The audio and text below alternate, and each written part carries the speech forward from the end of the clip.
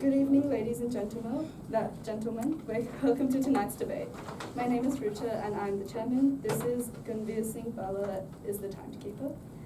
This debate will be adjudicated by a panel of 3 adjudicators who are Miss France, Mrs. Braund, and Miss Boyd Turner. The topic for this debate is that the enhanced games is a worthwhile endeavour. The affirmative team seated to my right is from Pembroke School, and the negative team seated to my left is from Reynella East College. The speaking time for this debate is 8 minutes, with a double bell at the end of your speaking time. A warning bell will ring once at 7 minutes. A continuous bell will ring 30 seconds after the final bell. And I declare this debate open. I call upon the first affirmative speaker, Cordelia Saltzman.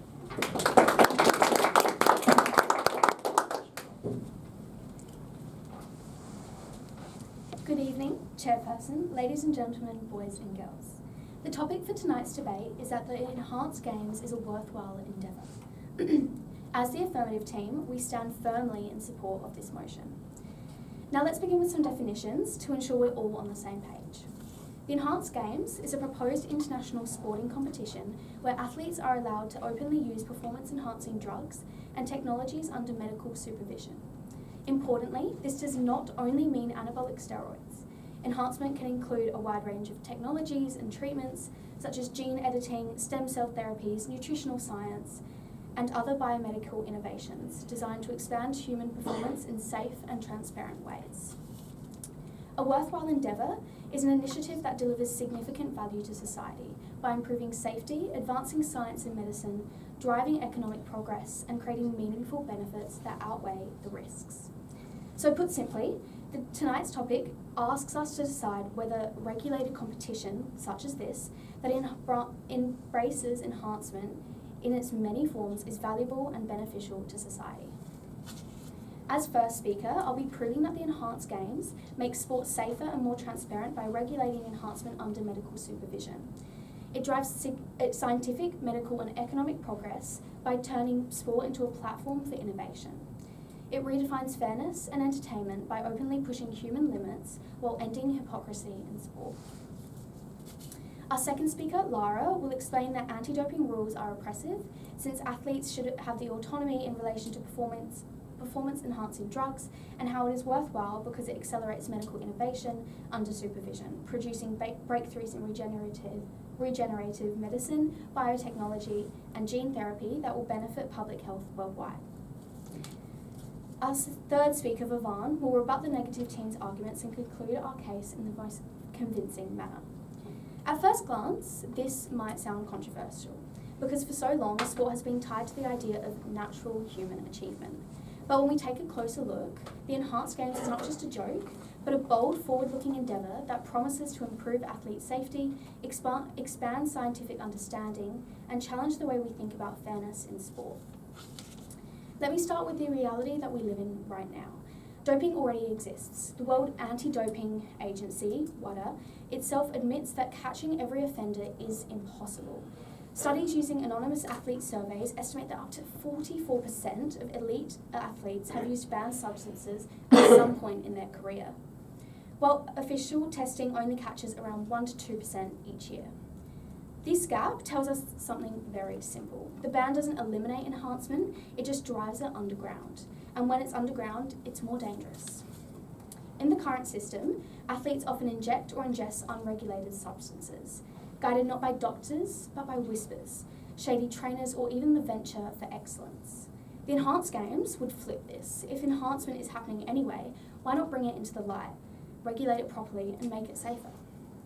Under medical supervision, we can prevent the kind of tragedies that haunted past Olympians: heart failures, liver damage, long-term hormone disruption, because athletes would have access to transparent monitoring.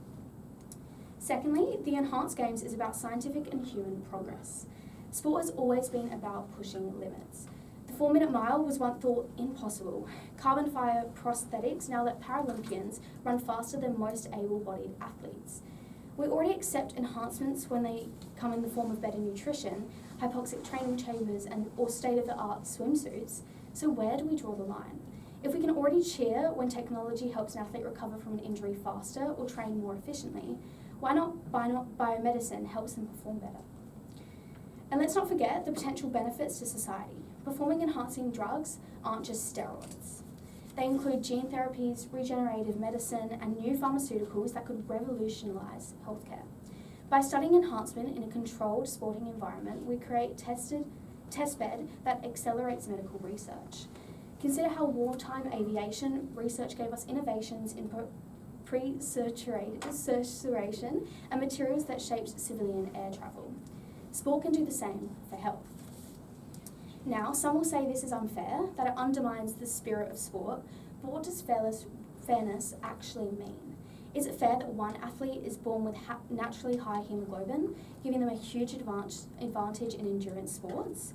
Is it fair that some countries can afford world-class facilities, sports psychologists and nutritionists, while others cannot? The truth is, sport has never been a level playing field. Genetics, geography and wealth all play massive roles. The Enhanced Games is at least honest about this. It says, yes, we are enhancing, but everyone has the same opportunity to do so safely. That's a form of fairness too. Another point, audience demand. Let's be honest, sport is also entertainment, and people are curious about human limits. The Enhanced Games taps into that curiosity. How fast could a sprinter run the 100 metres with optimal enhancement? Could we break Usain Bolt's record of 9.58 seconds? Already millions watch superhero movies or esports tournaments where the appeal is extraordinary ability. The Enhanced Games would be that, but real. Additionally, it's important to mention that traditional sport doesn't disappear. The Enhanced Games wouldn't replace Olympics or the World Cup. It would sit alongside them, offering a different vision of human achievement. If you want natural competition, you can watch the Olympics. If you want to see how far science can push performance, you can watch the Enhanced Games. Critics argue that enhancement pressures athletes into dangerous decisions, that they'll feel forced to use drugs to compete. But again, that's already the case today under this ban. The Enhanced Games doesn't create that pressure, it simply acknowledges and builds safety measures around it. Think of it like harm minimisation in public health. We don't ban alcohol outright, we regulate it, we test it for purity, and we provide education. The Enhanced Game applies to this same principle, but for sport. Let me ground this in some hard numbers. The global sports industry is worth around 600 billion USD annually, so over 900 billion Australian dollars. The anti-doping system itself costs over 300 million a year to operate, US dollars, yet despite that, only a tiny fraction of dopers are caught. Compare this to the global pharmaceutical market worth over 1.5 trillion US dollars, equivalent to nearly 2.3 trillion Australian dollars. Imagine redirecting even a slice of that into safer, regulated enhancement programs for athletes, programs that would spin off into medical research, rehabilitation therapies, and general healthcare improvements. That's not money wasted, that's money invested. To those who worry about role models, young people already see enhanced athletes as heroes. Cyclist Lance Armstrong was idolised even while doping. The difference is, under the Enhanced Games, kids would grow up with transparency. They'd know exactly what athletes are taking, under what conditions, and with what risks. That's healthier than the current hypocrisy where heroes cheat in the background and get stripped of medals many years later. In conclusion, the Enhanced Games is not about destroying sport, it's about evolving it. It's about bringing honesty to an area riddled with dishonesty, prioritising athlete safety, advancing science, and offering new kinds of inspiration to audiences worldwide. We can cling to the illusion of purity in sport, or we can accept reality, regulate it, and benefit from it. For me, the choice is clear. The Enhanced Games is a worthwhile endeavour. Thank you.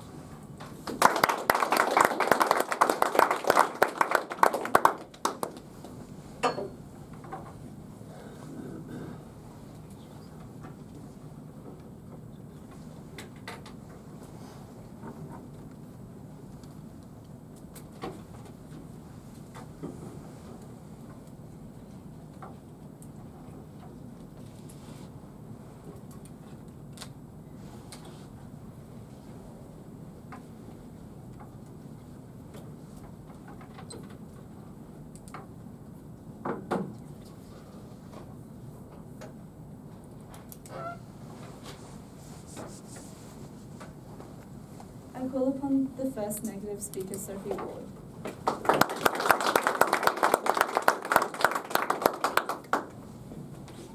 Good evening, Chairperson, ladies and gentlemen. Tonight's debate is that the enhanced games are a worthwhile endeavour. We, the negative team, strongly believe that statement to be completely untrue. We do not agree with the definition given. Instead, our definition is that our team has defined the enhanced games as a competition that encourages chemical enhancements judged worthwhile by the values of sport, fairness, integrity, and athlete welfare. More fundamentally, we judge this as basic human dignity. Now, on to my rebuttals. The first speaker has argued that to normalise enhancements makes it better.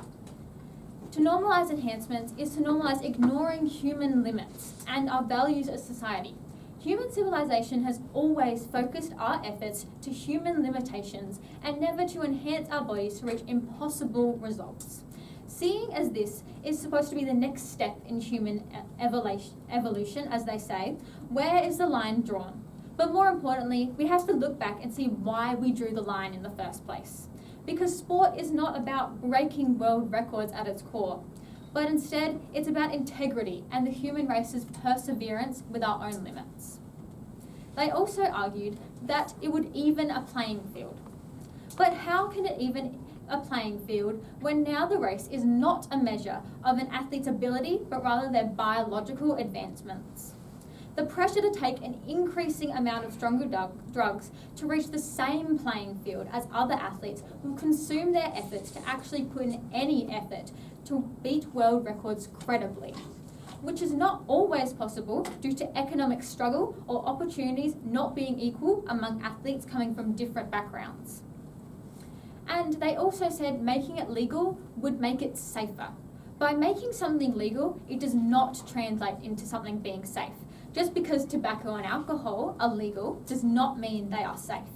Just like performance-enhancing drugs, both of those examples have long-lasting health consequences that don't make it safer. It just makes those actions normalised by organisations. As the first speaker on the negative team, I will be discussing the grave effects of the games on both the athlete's physical and mental health. The second speaker will be arguing that the enhanced games completely undermines the value, fairness, and integrity of sport as a whole, and it normalises shortcuts, dishonesty, and winning at all costs. The third speaker will be rebutting and summarising our points. Now, on to my first point, that the enhanced games are negatively affecting the health of athletes who use steroids during the games, making this certainly not a worthwhile endeavour as long as the athlete's health and safety are at risk. During the enhanced games, the most common drug used is the anabolic androgenic steroid, or AAS. A steroid used for the purpose of repairing and growing muscle tissue by the average person, but when used by athletes, they are used to build lean muscle mass without as much work involved, as reported by the Cleveland Clinic.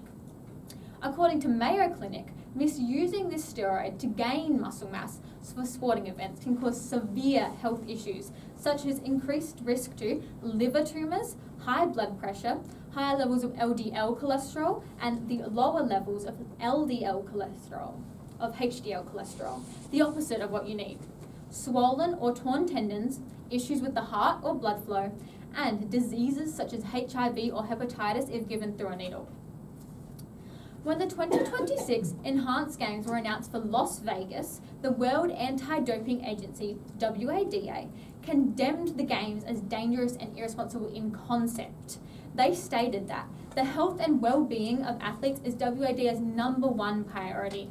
Clearly, this event would jeopardise that as it seeks to promote the use of powerful substances and methods by athletes for the purpose of entertainment and marketing. ABC News reported that athletes that previously used anabolic performance-enhancing drugs for their sporting event even 3 decades ago said that both their physical and mental health had been severely damaged by years of taking AAS steroids and other performance-enhancing drugs. This shows that the effects of taking AAS steroids are not only immediate but long-lasting and can come into play more than a decade after the initial use. By endorsing the enhanced games, it is inherently encouraging the use of steroids that will likely result in long-term harm for short-term performance. Overall, the enhanced games are dangerous and irresponsible, and certainly not a worthwhile endeavour as long as the athlete's physical and mental health are at risk, as shown by many previous athletes, the WADA, and known side effects of the main drug used, AAS. My second point is that the health risks aren't only physical but mental too, sometimes completely derailing a person's mental health just for the enhanced games. How can we continue to support something that does not support their own athletes' mental health? While most people believe that AAS brings out aggression in males, Science Direct says that pre-existing personality traits have an effect too. Someone with a history of violence could become more violent as the use of the drug continues, and the use of alcohol along with AAS increases the risk of violence and aggression. A report by the National Library of Medicine, NLM, stated that long-term, high-dose anabolic steroids may lead to preoccupation with drug use, difficulty stopping despite psychological effects, and drug craving. As steroid use is reduced, symptoms can be similar to those of withdrawal from alcohol and opioid dependence, or can result in acute hyperadrenic withdrawal symptoms. When serum steroid levels drop largely, a delayed depression syndrome has been reported, and the NLM states that a proportion of anabolic steroid abusers may develop a previously unrecognized sex steroid hormone dependence disorder. But with the current research done, there has to be more research into relapse prevention. According to Frontier Psychology, AAS dependence affects approximately 30% of people who use the drug, and a Brower study discovered that AAS dependence can come in 4 possible mechanisms. 1. Neurological reward pathways that are similar to opioid addiction pathways. 2. Reinforcement from increased musculature like increased self-esteem and admiration from others. 3. Avoidance of biological withdrawal symptoms. Or 4. Avoidance of psychological withdrawal symptoms like depression because of decreased performance. As we can clearly see, because of all the possible effects of withdrawal on mental health, and as another study found that through a survey, anabolic steroid users had a higher rate of anger issues, anxiety, depression, and their self-esteem was lower than those that were non-anabolic steroid users. Another study by Brower discovered that 30% of anabolic steroid users had attempted suicide, compared to just 10% of non-users. That's a staggering difference. And that statistic doesn't even include those who experience suicidal thoughts. Imagine that was your child, friend, colleague. What if their suicide attempt or thoughts could have been stopped by just not using this steroid? How can we justify calling a competition that encourages drug use with such devastating mental health consequences worthwhile? In conclusion, due to both medical and mental health consequences that could be dire to a person's mental health in the future and physical, we cannot continue to call the enhanced games a worthwhile endeavour when all these factors exist. Thank you.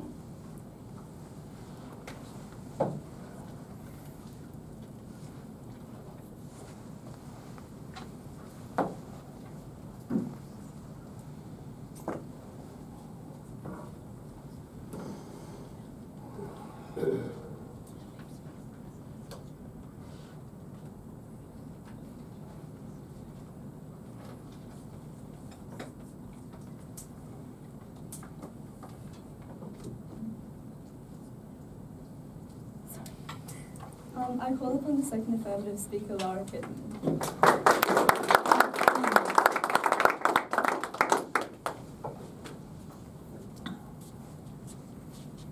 Good evening, Chairperson, ladies and gentlemen. The topic for tonight's debate is that the enhanced games is a worthwhile endeavour. We, the affirmative team, strongly agree with this statement. My first speaker, Cordy, has already discussed how enhanced games make sport safer and more transparent by regulating enhancement under medical supervision, and how it drives scientific, medical and economic progress by turning sport into a platform for innovation. Tonight, I will be discussing how the enhanced games would challenge the oppressive nature of current anti-doping regimes and the beneficial spillover that research into performance-enhancing drugs will have into public health care. But first, I will rebut the points presented by the negative team's first speaker. Initially, the negative team disagreed with our definition. However, their proposed definition simply generalises what we, the affirmative team, have already put forward. Due to this, we will continue under our proposed definition. First negative speaker stated that the enhanced games depreciates the effort non-doping athletes make. This statement is highly flawed, as the enhanced games cannot be proven to hinder participation in the hundreds of other international sporting competitions. She also stated that it will promote steroid use, which is simply incorrect, as the enhanced games simply allow an alleyway for athletes who choose to compete, increasing transparency around drug use, thereby increasing safety around this drug use, which leads me on to the next point, that it will negatively affect health and safety of athletes. This statement is simply invalid, as taking performance enhancement drugs for the enhanced games will be done under medical supervision with only FDA approved drugs, as described by the founder and our first speaker. Now to my first point. The enhanced games is worthwhile because it challenges the oppressive nature of current anti-doping agencies, which deny athletes the basic autonomy to make informed choices about their own drug usage. Anti-doping rules are often justified as protecting fairness in sport, which is a noble aim in theory.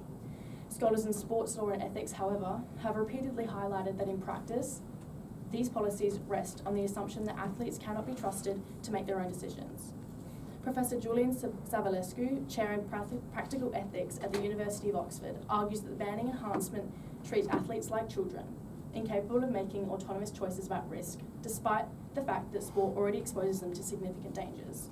His research emphasises that consent, the same principle underpinning medical ethics and patient rights, should also apply to athletes choosing enhancement. Legal experts have likewise pointed out the inconsistency in anti-doping regulation. Professor Jack Anderson, Director of Sports Law at the University of Melbourne, notes that the World Anti-Doping Agency prohibits substances not because they are uniquely harmful, but because they are judged to violate the spirit of sport, a vague and contested concept with no clear or legal definition. This arbitrariness, he argues, makes anti-doping enforcement both intrusive and discriminatory, since other high-risk behaviours in sport, such as concussion exposure or extreme weight cutting, are overlooked and therefore tolerated. Athletes themselves have described the system as coercive and demeaning. Former professional cyclist Paul Kimmage, a long-time critic of the WADA, has argued that constant surveillance, biological passport tracking, and unannounced urine testing reduces athletes to suspects in their own profession. These procedures extend far beyond normal workplace regulation, raising serious questions about privacy rights and proportionality. Philosophers of sport have further stressed that the rhetoric of protecting athletes masks a deeper issue of control. Professor Sigmund Lolland, a sports ethicist at the Norwegian School of Sports Sciences, points out that anti-doping rules are often less about safety than about maintaining an image of pure sport that serves sponsors and institutions more than the athletes themselves. Crucially, despite its stated aim of fairness, the anti-doping enforcement fails to create a level playing field. By banning certain substances while allowing other natural or technological advances, from genetics to advanced training equipment, the system enforces inconsistent standards, as my first speaker has already expanded on. Athletes are still competing under unequal conditions, and the rules selectively restrict some enhancements while permitting others based on historical precedent or commercial interests rather than clear ethical or safety reasoning. In short, the current anti-doping system is not neutral regulation. It is a coercive regime that undermines bodily autonomy, applies inconsistent standards, and subjects athletes to levels of surveillance and restriction that would not be acceptable in any other profession. By contrast, the Enhanced Games affirms that athletes, as consenting adults, should be free to make choices about performance enhancement under medical supervision, just as individuals in broader society have the right to make informed medical and lifestyle choices. It is therefore worthwhile not only as an experiment in sport, but as a defence of personal freedom, dignity, and genuinely fair competition. Now to my second point. The Enhanced Games is a worthwhile endeavour because by creating a regulated, medically supervised environment for performance enhancement, it would catalyse medical and regenerative innovations with clear spillover benefits for public health. As my first speaker pointed out, we already accept enhancements like nutrition, hypoxic training and high-tech gear, and even biomedicine can benefit both athletes and society. Building on that, the Enhanced Games provides a safe, regulated way to turn these possibilities into real-world medical and performative advances. Sports-driven clinical inquiry has a long history of producing therapies later adopted into mainstream medicine. As Dr. Evert Verhagen, Professor of Sports Medicine at Amsterdam University Medical Centre, explains, sports medicine is a translational discipline that converts innovations developed for elite athletes into broader public health treatments and preventative strategies. Regenerative therapies provide the clearest example of this. Platelet-rich plasma, also known as PRP, was first refined in elite sport to accelerate recovery from tendon and ligament injuries. Early misuse involved unregulated injections and inconsistent dosing aimed at giving athletes a rapid competitive advantage rather than focusing on safety or proper monitoring. Professor Katharina Carvalho, lead author of the Cochrane Review on PRP, has shown that clinical studies now demonstrate its effectiveness for chronic conditions such as knee osteoarthritis, a degenerative joint disease that causes pain and stiffness. A medically governed Enhanced Games would standardise these protocols, producing high-quality evidence that can be directly applied to healthcare.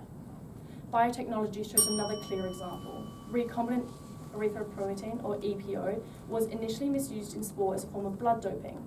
Athletes injected EPO to increase red blood cell counts and improve endurance artificially. Later developed as therapy for anemia, a condition where the blood cannot carry enough oxygen, EPO's medical development required careful study of dosing, thrombosis risk, and long-term safety. This misuse in sport accelerated translational insights into patient care. In short, the Enhanced Games structured, medically supervised approach is not just about enhancing performance for athletes, it is the very process of experimenting with and monitoring enhancements. These insights transfer directly into medical fields, producing safer, more effective therapies for conditions like osteoarthritis and anemia, and potentially for countless other health challenges. It should now be abundantly clear the Enhanced Games is a worthwhile endeavour. Thank you.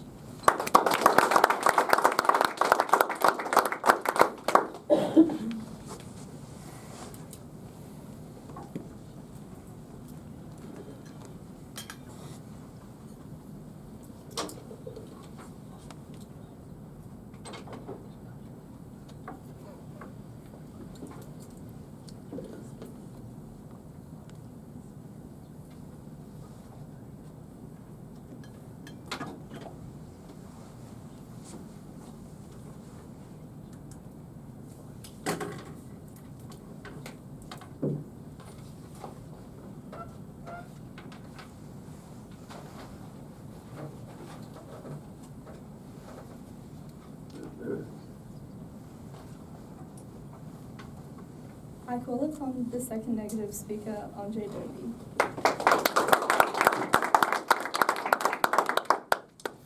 Good evening, Chairperson, ladies and gentlemen. The topic for tonight's debate is that the Enhanced Games is a worthwhile endeavour. We, the negative team, strongly believe this statement is false. As tonight's second negative speaker, I'll discuss 2 points. First, that the Enhanced Games undermines the value, fairness and integrity of sport. Second, that the Enhanced Games distorts the values we teach young people, normalising shortcuts, dishonesty and winning at all costs. Our third speaker, Amira, will rebut and summarise our team case. Now to my rebuttals. The first speaker talked about how it will enable humans to reach their full potential through these enhancements. This claim that enhancements can reach their full potential is fundamentally contradictory. It's like saying a driver reaches their full potential only after swapping their engine for a rocket booster. It's no longer about the person's ability, but the engine's power. The illegal enhancements on the car are just like what is happening in the Enhanced Games. No wonder countries condemn it. It refuses to recognise these world records because their true achievement cannot be measured by artificial shortcuts. The first speaker also talked about how the Games promotes fairness by allowing athletes to use performance enhancement drugs openly and under medical supervision. This idea is flawed, as in actual fact it benefits those with access to the most advanced drugs and top medical teams, usually wealthier athletes or nations. That's not fairness, it's just another form of inequality. The first speakers also tried to talk about how the enhanced games will reduce doping. Instead, it normalises it on the world stage. The second speaker tried to tell you about how the games will improve autonomy. Instead, the games goes against the integrity of sport. Where do we draw the line? The second speaker talked about how the games will be taking these drugs, how the athletes will be taking these drugs in a controlled environment. The notion that by allowing enhanced athletes in a so-called safe and controlled environment is misguided. Instead, it simply normalises doping, which I'll explain further in my points. The second speaker also talked about the future advantages of the games, but it fails to consider the bad image these games has on young children dreaming of gold. Now to my prepared remarks. My first point is that the enhanced games undermines the value, fairness and integrity of sport, therefore is not a worthwhile endeavour. The value of sport refers to its deeper purpose and positive impact on society and individuals. It's what truly makes sport, sport. Not just a competition, but the story behind it, the comeback after injury, the raw emotions of victory and defeat, and the years of hard work and discipline finally paying off. These moments give sport meaning and inspire others to reach for the stars. However, the enhanced games undermines this value. Performance-enhancing drugs don't level the playing field, they chemically tilt it. Gold medals may be won on the track, but they're earned in the lab.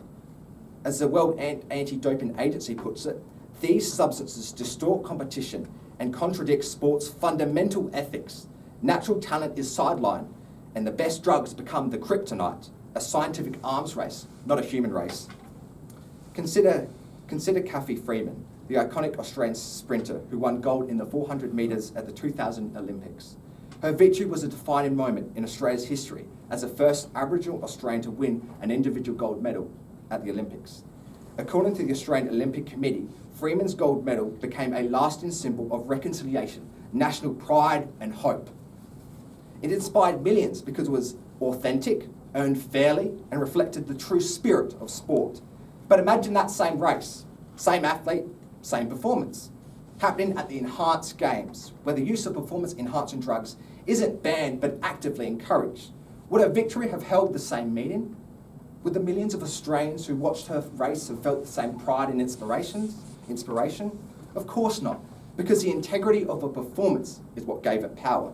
As highlighted in a study by the 2018 International Journal of Sport, Policy and Politics, audiences value authenticity and fairness in sport and are significantly less inspired by performances known to be aided by enhancements. A 2024 YouthGov poll found of over 2,000 people found that 71% of sports fans believe performance-enhancing drugs ruin the spirit of sport. That tells us something. When achievements are chemically manufactured, they lose their emotional and symbolic weight. Through this example, it is evident that the enhanced game strips away everything that makes sport meaningful. In stark contrast, victories in the enhanced games lack authenticity. Gold medals earned there are not officially recognised by the International Olympic Committee, nor recorded in official sporting history, as if the enhanced games represent progress and not the quiet undoing of everything sport was ever meant to stand for. Now to my second point, that the enhanced games distorts the values we teach young people, normalising shortcuts, dishonesty and winning at all costs. Sport is deeply embedded in our culture and our society. Its values are intertwined. Athletes are not just competitors, they're role models too. They're the people young kids look up, dreaming of standing on the podium after winning gold in the 100-metre sprint or 50-metre butterfly. When enhanced athletes are promoted, we send a clear and dangerous message that success is worth any cost, even personal health, even integrity. This is especially concerning for today's impressionable youth. When the most celebrated athletes are chemically enhanced, we normalise the idea that drugs aren't just acceptable, but essential to success. We tell society, and especially kids dreaming of gold, that cheating to achieve success is okay, that just using AI to get an A on a school assignment is acceptable, because how you succeed doesn't matter, just that you do. We trade ethics for outcomes and responsibility for results. This concern isn't hypothetical, It's shared by some of the sport's most trusted institutions. The World Anti-Doping Agency called the Enhanced Games a dangerous and irresponsible project. The Athlete Council warned it ignores decades of medical evidence and the lived experience of athletes harmed by doping. Director of Science and Medicine Professor Oliver Rabin described the Enhanced Games as a Roman circus, sacrificing lives purely for entertainment. These aren't exaggerations. They are serious warning from experts who have seen the devastating physical and psychological damage doping causes. The Roman circus comparison is fitting. The Enhanced Games are a spectacle that ignores decades of medical science and athlete welfare. They represent regression, pushing people to physical limits for public amusement. The most troubling message is the one sent to young people. Imagine a child who watched their hero win gold from age 4, only to learn at 16 that was all due to drugs. It teaches the youth that ethics comes second to results, and winning is everything. The Enhanced Games glamorise gold as entertainment and profit, promoting the dangerous message that winning matters more than how you achieve it. In conclusion, ladies and gentlemen, the Enhanced Games are not a worthwhile endeavour. Instead, they undermine fairness, integrity, and the value of sport, with gold medals being earned in the lab rather than on the track where they're supposed to be earned. They send a troubling message. Shortcuts matter more than the journey, and winning matters more than how. The Enhanced Games threatens the very soul of sport. That's not progress. That's the quiet undoing of everything sport was ever meant to stand for. I thank you.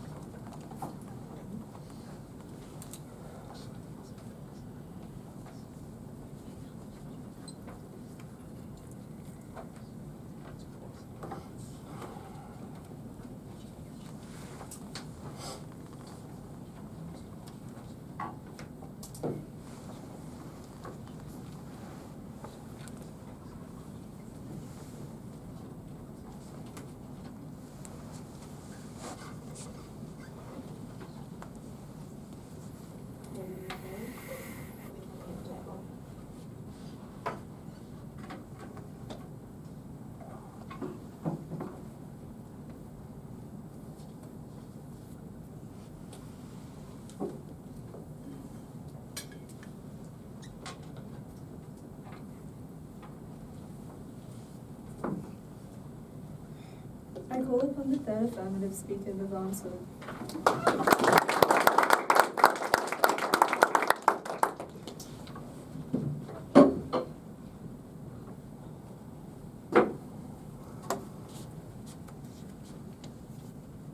Good evening. The topic of tonight's debate is that the Enhanced Games is a worthwhile endeavour. We, the affirmative team, strongly believe this is true. I'd like to start by rebutting the opposition's case before summing up our own. The opposition has argued that the Enhanced Games will deeply ruin the integrity of the sport. However, this is incorrect, because they have consistently talked about how that the gold medal will be won in the labs, and how the whole stories behind the Olympics that make the Olympics and other world champions so special will be eradicated, when it's not the case. They failed to understand that it's completely separate from the Olympics. The Enhanced Games will not affect the framework or the structure of the Olympics. However, it will serve as an additional competition for those who want to test what is scientifically possible. Second of all, in terms of the integrity of the sport, sports constantly evolve. In fact, the Olympics started out in ancient Greece with people that were running naked. I don't think that's how the Olympics work right now, because we've evolved as a society, we've changed, and we have enhancements in a physically technological sense, such as carbon fiber shoes that increase your speed, and different types of tracks that make you go faster. Sport evolves as technology does, and with humans, and that's a part of life. We can't say that sport has to go back. Sport has to stay here. Why are we calling it here? Why didn't we call it 100 years ago? Why didn't we call it even before? Why don't we have runners running bare feet? Because the sport evolves, and as long as everyone's on the same playing field, the sport's still fair. We won't be comparing people that have had enhancements with people that haven't. Just like we don't compare Usain Bolt's time with Jesse Owens' time because they raced in a completely different environment. The opposition has claimed that we as a society have drawn the line for a reason. And however, as our second speaker highlighted, the line has changed from blood therapies that used to be considered illegal to now being accepted into sport. The line is evolving. So to draw that same line here and say we can't change it any further does not seem to make logical sense. It changes because that's how sports work, as I just stated. The opposition has also claimed multiple times that if we have the enhanced games, people will not work hard. However, I can assure you that even if I take AAS, I will not be competing at an Olympic speed for 100 meters because I still have to train. People who are taking enhancements, especially when running against other athletes that are taking enhancements, they still have to train. It's not that only one athlete is taking it. Everyone's taking it. The bar is just being pushed higher, but equal for everyone who is taking it. They're still working they're still working hard. For example, athletes that have been caught for doping that were stripped, for example, Lance Armstrong, that you can't claim that Lance didn't actually work hard. He still worked very hard as a cyclist. Yes, he took enhancements further, but he still worked extremely hard to beat the other people that weren't using it. So the idea that people will be too invested in getting drugs and chemical and biological enhancements won't work hard is simply incorrect. The opposition has said that there has to be more research done surrounding drugs. However, that's exactly our point, that it happens through regulation and making it legalized. If you keep it illegal, the research and the funding that goes into it will keep being minimal. The opposition used the example of alcohol and tobacco and saying that just because it's legal doesn't mean it's safe. However, our first speaker did not talk about legality, she talked about regulations. And if you regulate alcohol, then it does become safer because otherwise you can end up with homemade alcohol that can kill people or permanently harm them. In the same way that currently the drugs, like AAS, like the first speaker talked about quite a bit, does have side effects. Regulating it will help to increase research and help to eradicate those side effects or minimize them. Just like alcohol made in a brewery that is regulated is much safer than something you make at home. The opposition talked about mental health and how AAS specifically can affect mental health. However, the opposition only seemed to focus quite heavily on AAS, whereas we are saying that as more funding goes into it, as more regulation goes into it, we're going to find drugs better than AAS, drugs that don't have the same negative harm. So you're using a current technology to talk about what could happen in the future, which it doesn't line up. And also, injuries in Olympians and professional athletes also cause incredible mental health issues. In fact, the whole environment of being a professional athlete is an incredibly stressful environment. However, using enhancements can actually help prevent or reduce the severity and the duration that an athlete is affected by injury, which could also help reduce that risk of mental health. The opposition has talked about the opposition said two statements, that sport is about human limits and also that sport isn't necessarily about breaking records, which are in itself contradictory. However, if you want to watch sports as a human limit, the Olympics, World Championships, World Cups, as our first speaker has stated, will still exist. We're not removing or replacing it with these enhancements, we're simply adding another alternative for those that want to go down that path.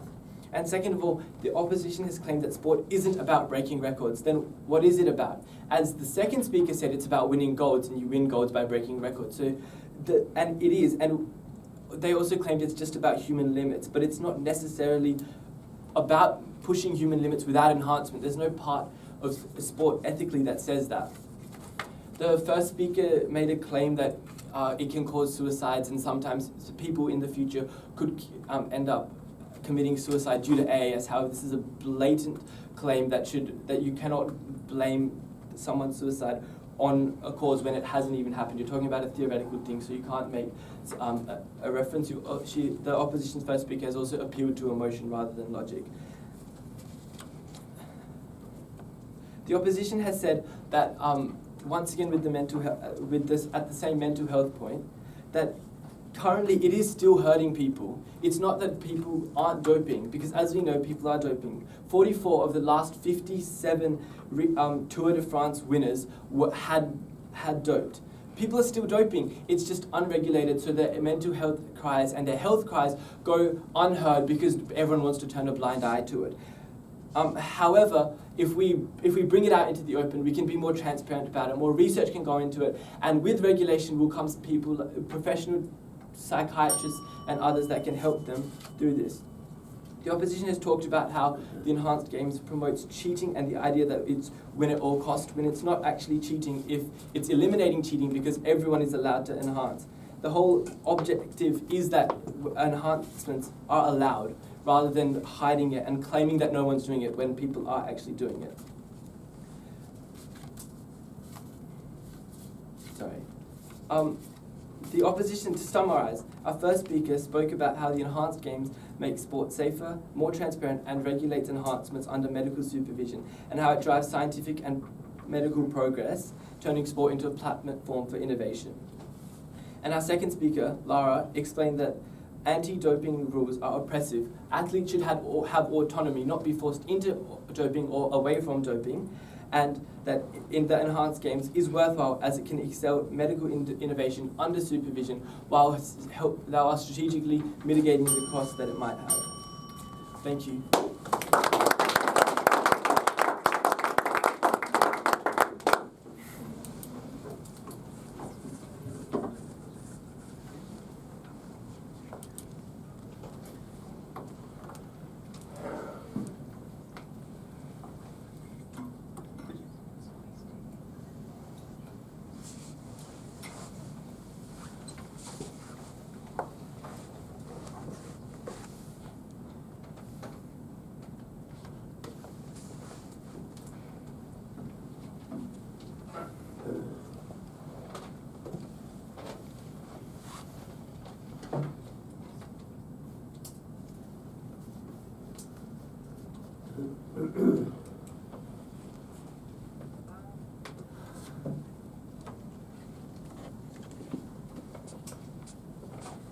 I call upon the third negative speaker, Amira Ali.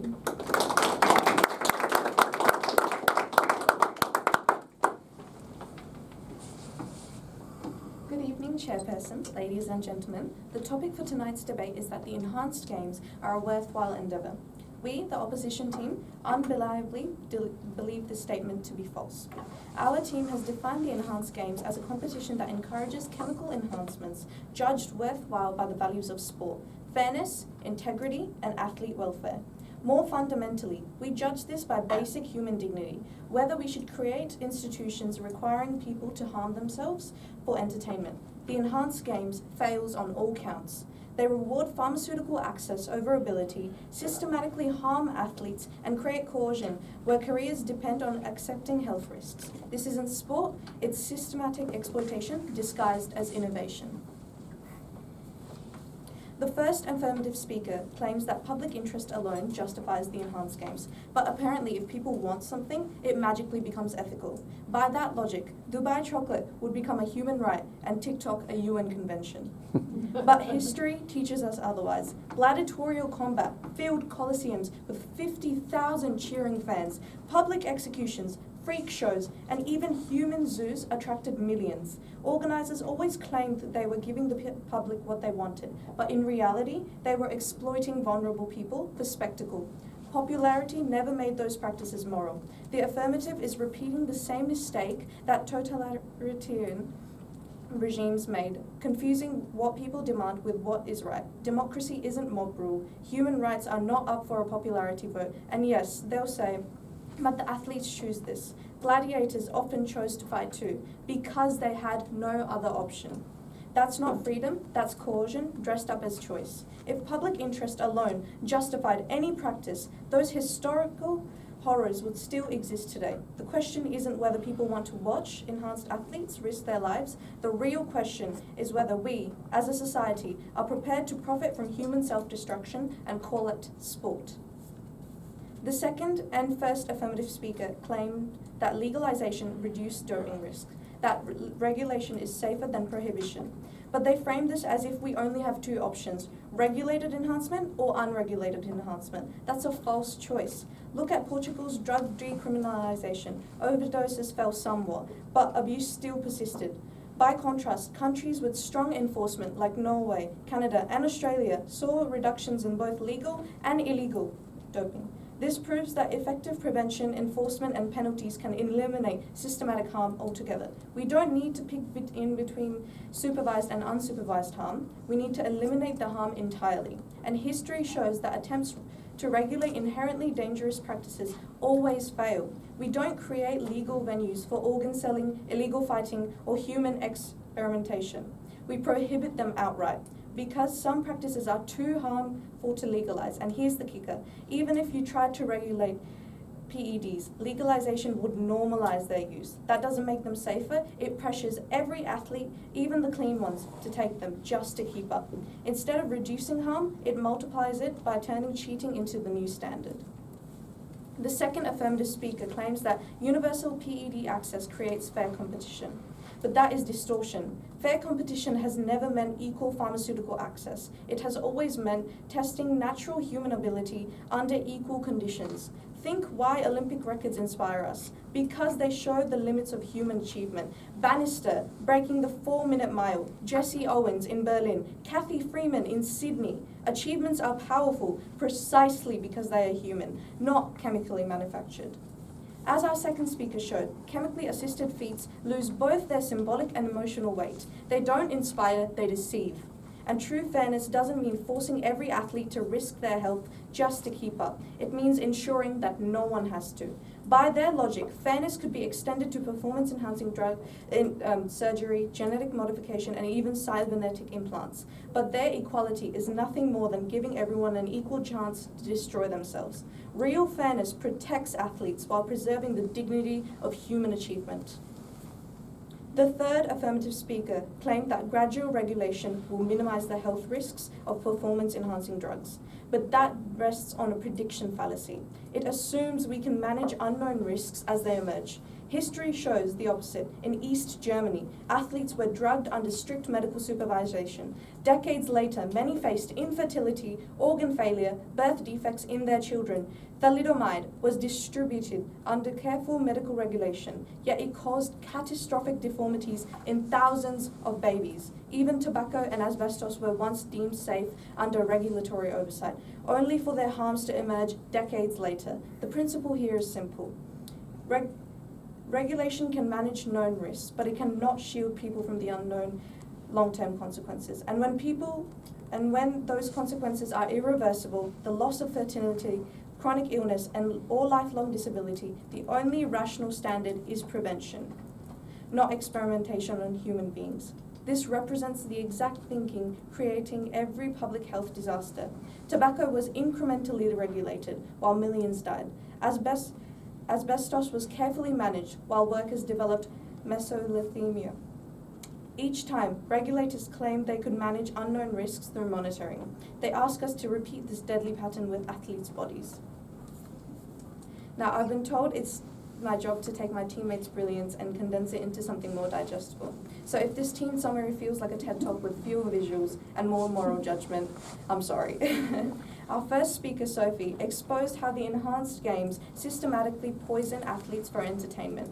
Anabolic androgenic steroids cause liver tumors, heart problems, and torn tendons and infection risks. They devastate mental health, triggering aggression, anxiety, depression, and dependence, with 30% of users attempting suicide, triple the rate of non-users. Sophie revealed that athletes don't face genuine choice, they face economic coercion, where career survival depends on accepting chemical harm.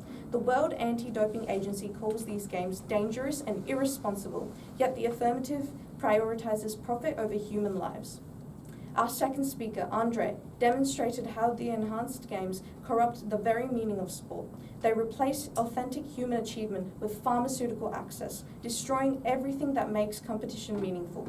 Kathy Freeman's 2000 Olympic gold inspired millions precisely because it represented genuine human excellence through discipline. Enhanced games would reduce such moments to advertisements for chemical enhancement. Studies show 71% of fans recognise that performance-enhancing drugs destroy sports integrity, yet the affirmative asks us to institutionalise this destruction. Ladies and gentlemen, the enhanced games promise to turn sport into a pharmaceutical showcase.